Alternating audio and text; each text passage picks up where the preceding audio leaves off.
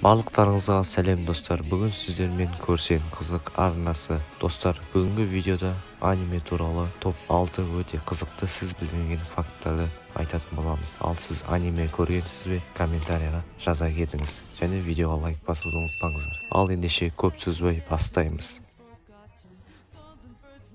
Ең көп табыс әкелген аниме Хаяо Миядзакидің рухтан қашқан, яғни Унесенные призраками деген атты анимесі дүние жүзі бойынша 275 миллион доллар жинаған екен.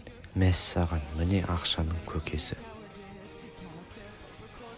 Ең ұзақ аниме сериясы 1969 жылдан бастап бүгінгі күнге дейін жалғасып келе жатқан Сазае-сан деген аниме. Оның 7000-нан астам эпизодтары бар. Салыстыратын болсақ, мақтан тұтатын Санта-Барбара деген атты анимесі бұл анимеден 3,5 есе қысқа екен.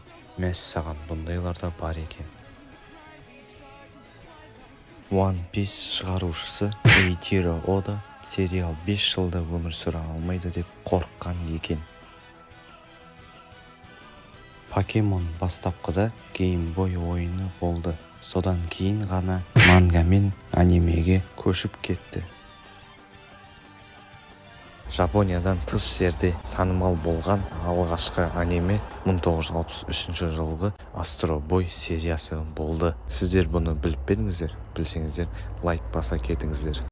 Мінекей достар, видеода соңына келіп жетті. Достар, егер видео ұнаған болса, көңілдеріңізде шыққан болса, видеоға лайк басып, арнама жазылып, тіркелуді ұмытпаңыздар. Сіздерге көп рахмет. Қош сау болыңыздар. Қоштаспаймыз, келесі көріскенше.